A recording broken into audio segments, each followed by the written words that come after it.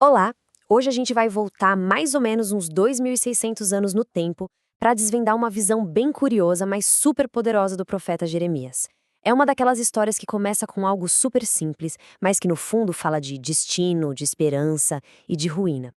E o enigma todo gira em torno disso aqui: 2 cestos de figos. Pensem só. De um lado, um cesto lotado de frutas perfeitas. Do outro, um cesto com frutas tão estragadas que não dava nem para comer. O que uma imagem dessas tão contrastante queria dizer para um povo que estava no meio de uma crise gigantesca? É isso que a gente vai investigar. Bom, vamos começar pelo começo, né? Para a gente poder decifrar essa mensagem, primeiro a gente precisa entender direitinho o que foi que o profeta Jeremias viu. A cena é simples, mas ao mesmo tempo muito forte. Imagina o lugar mais sagrado de Jerusalém naquela época, o Templo do Senhor. E é bem ali, na frente de tudo, que aparecem esses 2 cestos de figos. Essa simplicidade toda, num lugar tão importante, já dá uma pista de que algo grande estava prestes a ser revelado. E aqui está o ponto-chave da coisa toda. O contraste é absurdo. De um lado, figos muito, muito bons. Sabe aqueles primeiros da colheita, os melhores? E do outro lado, figos péssimos, tão ruins que o texto diz que eram incomíveis. Ninguém conseguia comer. Essa oposição radical é a chave para a gente entender toda a profecia. Agora, para a gente entender o peso disso, o contexto histórico é fundamental. Essa visão não aconteceu do nada. Ela veio logo depois de um trauma nacional gigantesco. Em 597 a.C., o poderoso Império da Babilônia invade Jerusalém e leva embora o rei, a elite, os melhores trabalhadores, todo mundo para o exílio. É nesse clima de derrota e incerteza que a visão dos figos aparece. Certo, com esse cenário em mente, vamos começar a decifrar o simbolismo. Porque, claro, a visão não era sobre agricultura. Era sobre o destino de um povo que foi brutalmente separado. E aí vem a pergunta que não quer calar. Se os figos representam pessoas, quem são os figos bons e quem são os figos ruins? E olha, a resposta vai contra toda a lógica que se poderia esperar na época. O povo de Judá estava literalmente partido em dois. Tinha o primeiro grupo, os exilados, a elite que foi levada à força para a Babilônia.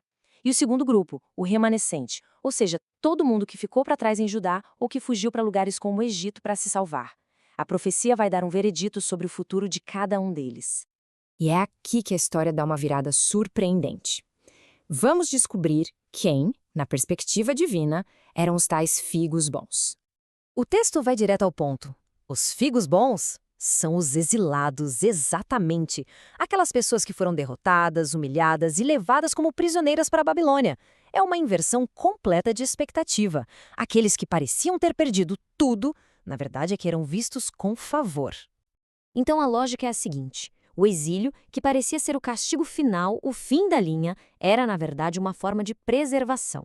A visão sugere que a dureza do cativeiro serviria para purificar esse grupo, para forçá-los a reavaliar sua fé. Mesmo lá longe, na terra inimiga, Deus tinha um plano de restauração para eles. E esse plano era bem detalhado, vinha em 4 promessas incríveis. A primeira, a promessa do retorno à terra deles. A segunda, a reconstrução do que foi destruído. A terceira, um novo começo, como se fossem replantados para durar. E por último, talvez a promessa mais importante, uma renovação espiritual, uma transformação interna para que pudessem se reconectar de verdade com Deus. Certo? Agora vamos virar a moeda. Se os exilados eram a esperança, o que acontece com aqueles que ficaram e talvez até se considerassem os sortudos da história? Pois é, os figos ruins, aqueles podres e incomíveis, representavam justamente o rei Zedequias, que tinha sido colocado no trono pelos babilônios, e todo o povo que ficou em Judá ou que buscou refúgio no Egito. A aparente segurança deles era, na verdade, uma grande ilusão. E o destino desse grupo é descrito com palavras terríveis.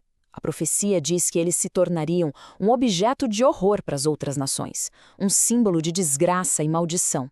E ela é bem específica sobre como essa destruição viria: pela espada, pela fome e pela peste, até que eles desaparecessem da terra.